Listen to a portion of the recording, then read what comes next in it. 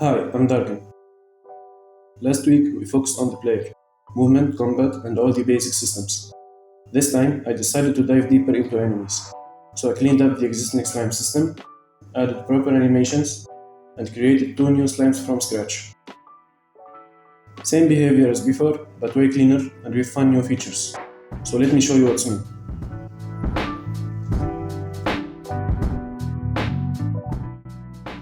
The basic slime was the first thing I tackled. I gave it proper attack animations and a new hit system. Same behavior as before, which is patrol, detect and attack, but now you can interrupt its moves, dodge them or punch them if you time things right. I believe this feels better to fight now. Then I created two new slime variants. First, the spitter slime, low health but it shoots at you from a distance, simple annoying and it forces you to stay mobile.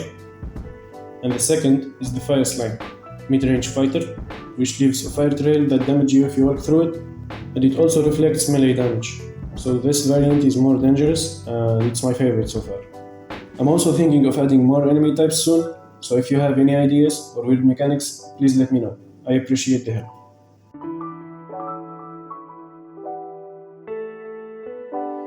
I had to clean up the slime code since it was held together by duct tape and hope, and now the behavior is modular and I can plug in new enemies without rewriting everything from scratch.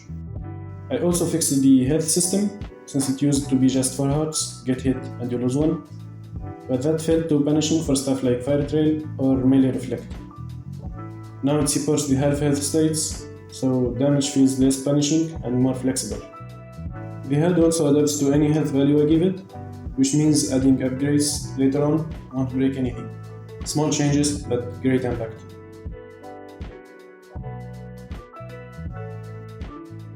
User interface got an upgrade too. I finally added menus, a main menu, a level select, which is my way of avoiding save and load systems for now, but I'll definitely do it in a future update. Settings screen, it's just a placeholder for now, and a pause screen that works fine. This makes the game feel real and not just a sandbox.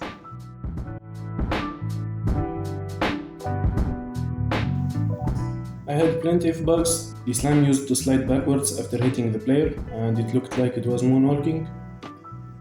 Then there was a bug where if the player died and the level restarted, it would sometimes spawn double enemies and leave the dead body behind. And when I added the camera zoom with Parallax background, it resulted in total chaos, complete jittery mess. All fixed now, hopefully.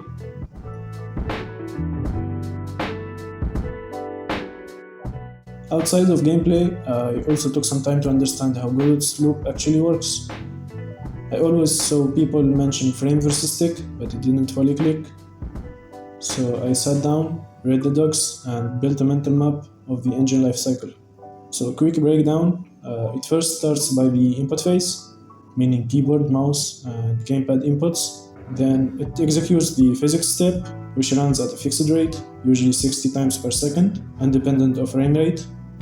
Then the process step, which runs 1 per frame, so if you are hitting 200 FPS, it will be running 200 times per second. Then comes the animations and tweens. In this step, animation player and tween nodes update for smooth movement and blending. Then the ready calls, which means that new nodes added this frame get the ready method called, of course starting by children first, then parents. Next is the render command. This happens in the CPU side. The CPU sends draw instructions, shaders, and materials prepared to the GPU. And finally the GPU rendering, which means that the GPU draws the frame, runs the shader codes, be it by pixel or by vertex. This happens by frame, not by tick.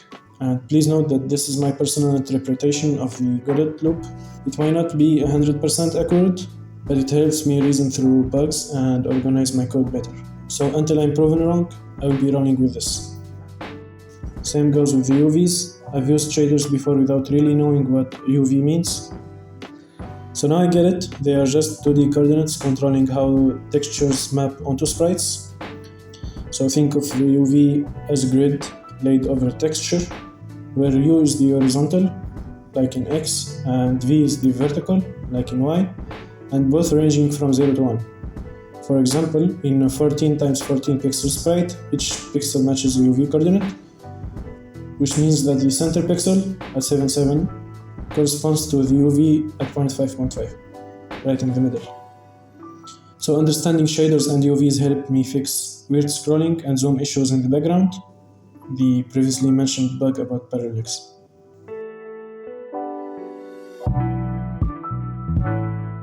So right now I have 3 enemy types: cleaner, modular attack system, a more flexible health setup, and a basic UI and scene transition, and a slightly better understanding of how Godot works.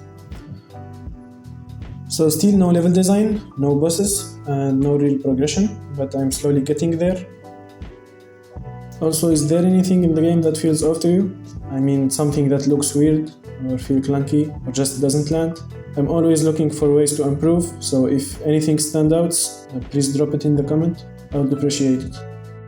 Next, I want to add more enemy types, at least 2 proper levels, finish the settings screen, and make the level complete screen functional, since it's just a static placeholder for now. We will see. So thanks for watching. If you want to keep following the journey, feel free to subscribe. And that's it for this devlog. See you in the next one.